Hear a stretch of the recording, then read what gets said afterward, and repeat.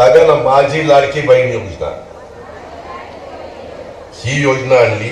10 वेळेला अर्थसंकल्प सादर करत असताना अनेक वेगवेगळ्या गोष्टी केल्या आणि मग माझ्या लक्षात आलं की बाबा आपण काटेवाडी सारख्या ग्रामीण भागातनं बारामतीमध्ये आलो, बारामतीतनं पुणे जिल्ह्याचं राजकारण केलं, तिथून राज्याचं राजकारण करतोय. हा नगर जिल्हा तर माझा आजोळ असल्यामुळं माझा एक जवळचा जिल्हा आणि आपल्या ह्या मायमाऊलींना आपण बजेटमधनं काहीतरी दिलं पाहिजे. मी त्याच्यामध्ये वेगवेगळे नियम लावलेले, वेगवेगळी बंधनं घातलेली आहेत.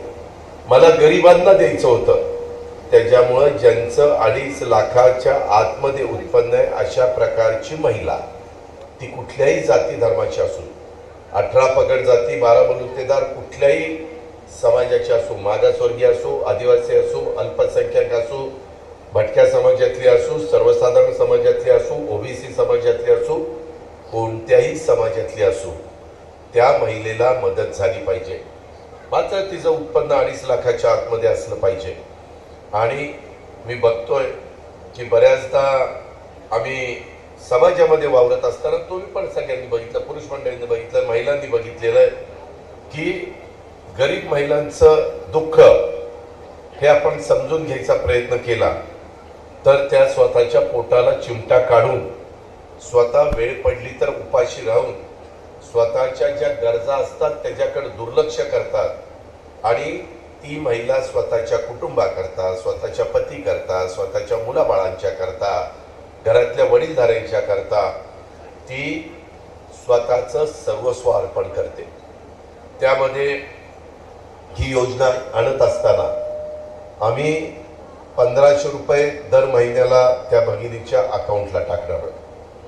त्याकरता माझी महिला मायमाऊलींना सगळ्यांना हात जोडून विनंती आहे, कृपा करून ही योजनेचा फॉर्म भरत असताना तुम्हाला कुणालाही पैसे द्यायची गरज नाही. मधल्या काळात सुरुवात केली तेव्हा काही लोकांनी जरा गडबड केली, ते आमच्या कानावर आल्यानंतर त्यांना आम्ही नोकरीतनं निलंबित केलंय. वास्तविक ही योजना गरिबाच्या करता आहे, माझ्या मायमाऊलीच्या करता आहे. आणि जगामध्ये जिथं महिलांना मान सन्मान प्रतिष्ठा दिली जाते, आर्थिक बाबतीत सक्षम केले जातं, जगातले ते देश पुढे निघून गेले. आणि जिथं महिलांना दुय्यम स्थान दिलं जातं तिथं मायमाऊलींच्या बाबतीमध्ये दुय्यम स्थान दिल्यामुळं ते देश मागं पडलेले, ते पुढे आलेले नाही.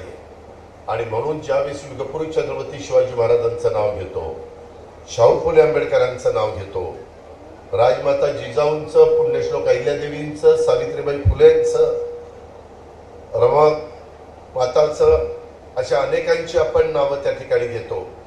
पण त्या सगळ्या थोर व्यक्तींनी समाजातल्या सर्वांना बरोबर घेऊन जायची शिकवण दिलेली आहे. जातीय सलोखा ठेवायचा, समाजामध्ये तेढ निर्माण होऊन द्यायची नाही. आमची पण हीच भावना आहे. मी राष्ट्रवादी काँग्रेस पक्षाचा एक कार्यकर्ता म्हणून शिवशाहू फुले आंबेडकरांच्या विचारधारांनी काल पण चाललेलो होतो, आज पण मी चाललोय आणि उद्याही मायमाऊलींनो मी शेवटपर्यंत त्याच रस्त्याने जाणार आहे. मी तो रस्ता माझ्या आयुष्यात कधी सोडणार नाही, ही बाब पण मी तुमच्या सगळ्यांच्या लक्षामध्ये आणून देतो. मला माझ्या मायमाऊलींना सांगायचं आहे, हे सगळं करत असताना आम्ही तुमचे अर्ज घेतो, फॉर्म भरून घेतो.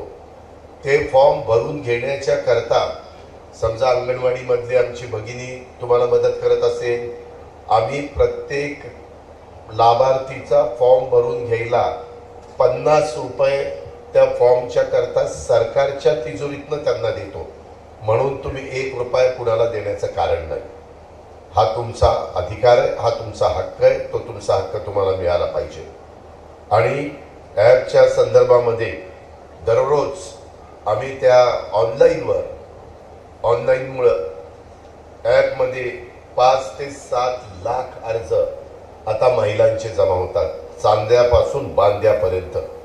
मोठ्या संख्येने फॉर्म येत आहेत, त्याच्यामुळे काही अडचणी येत आहेत. कदाचित माझ्या समोर बसणाऱ्या महिलांना पण आले असतील, जे फॉर्म भरून घेतात त्यांनाही आले असतील.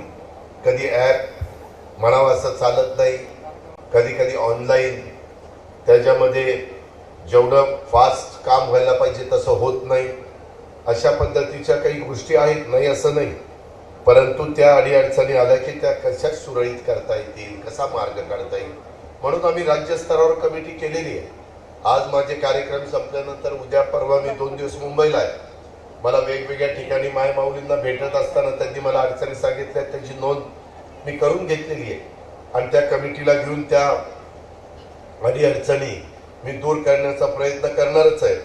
फॉर्म भरताना काही चुका झालेला, उदाहरणार्थ तुमचा नंबर तिथला चुकला तर त्यामध्ये फॉर्म भरला जात नाही आणि मग संपूर्ण फॉर्म दुरुस्त करण्याच्या करता एकदा आम्ही मुभा दिलेली आहे.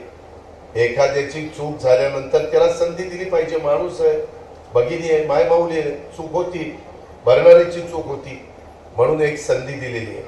आम्ही प्रत्येक ठिकाणी एक कमिटी नेमलेली आहे. ते जिल्ह्याचे पालकमंत्री त्या ठिकाणी नेमली कमिटी जाहीर करणार. ती जिल्ह्याच्या स्तरावर असेल, तालुक्याच्या स्तरावर असेल, त्याची पडताळणी करण्याचे अधिकार त्या कमिटीला आहे. ग्राम समितीला देखील पडताळणी करण्याचा अधिकार आहे आणि त्याच्यात माझी अंगणवाडी सेविका आणि ग्रामसेवक हे सदस्य तिथं, विशेषतः अंगणवाडी सेविका या सदस्य सचिव म्हणून तिथं काम करणार आहेत. आशा सेविका, तलाठी हे देखील त्याच्यामध्ये सदस्य राहणार आहे. म्हणजे दैनंदिन जीवनामध्ये काम करत असताना त्या गावातल्या महिलेचा कुणाशी त्या ठिकाणी कामाच्या निमित्तानं संबंध येतो तर ग्रामसेवकाशी येतो, तलाठ्याशी येतो, अंगणवाडी आशा सेविकाशी येतो, अंगणवाडीच्या करता काम करणारी सेविकाशी येतो. म्हणून ह्या सगळ्यांना आम्ही त्याच्यामध्ये सामावून घेतलेला आहे. हा त्याच्या पाठीमागचा दृष्टिकोन. आम्हाला ती योजना ती तुमच्यापर्यंत पोहोचवायची, पारदर्शकपणे पोहोचवायची. तुमच्या अकाउंटला महिन्याच्या महिन्याला पैसे आले पाहिजे. माय भगिनींनो, माय माऊलींनो, ह्याच्यामध्ये तुम्हाला हे पैसे देत असताना जुलैपासून सुरू झालंय. फॉर्म भरायला ऑगस्टमध्ये देखील आम्ही परवानगी दिलेली आहे. ते छाननी केल्यानंतर लाभार्थीच्या अटीमध्ये मात्र तुम्ही बसला पाहिजे. त्यामध्ये एका कुटुंबामध्ये 2 महिलांना 21 ते 65 वयोगटातल्यांना त्या लाभ मिळणार आहे. काही घरामध्ये नवरा बायको असतात, काही असते, काही घरांच्या मध्ये एखादी भगिनी विधवा असते, परित्यक्त्या असते, काही अशा वेगवेगळ्या अडचणी असतात. तिचा पण तो अधिकार आहे आणि त्याकरता आम्ही त्या 2 महिलांना जास्तीत जास्त त्याच्यामध्ये लाभ देण्याचं एका कुटुंबामध्ये ठरवलेलं आहे. ते सगळे नियमावली तुम्हाला त्या ठिकाणी पाहायला मिळेल. ती काही अडचण नाहीये. परंतु ह्या प्रकारे काम करत असताना जुलैमध्ये जर समजा श्रीगोंदा तालुक्यातल्या काष्टीच्या महिलेचा फॉर्म आला नाही, अर्ज आला नाही, तर तो अर्ज ऑगस्टला भरला तर तिला जुलैचेही पैसे मिळणार आहेत, ऑगस्टचेही पैसे मिळणार आहेत. 2 महिन्याचे 3,000 रुपये. 19 ऑगस्टला रक्षाबंधन आहे.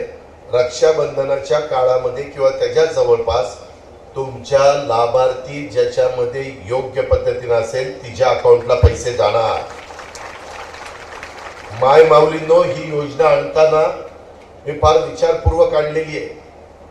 मोठा खर्च आहे, 45,000 कोटी. एवढा पैसा ग्रामीण भागात, शहरी भागात गरीब महिलांच्या हातामध्ये जाणार आहे. याचा अर्थ तिथल्या बाजारपेठेवर त्याचा परिणाम होणार आहे. महिला त्यांच्या स्वतःच्या कामाच्या करता तो पैसा खर्च करणार आहे. दुकानदारांची दुकानदारी चालणार आहे, छोटे मोठे व्यवसाय चालणार आहेत, आर्थिक उलाढाल वाढणार.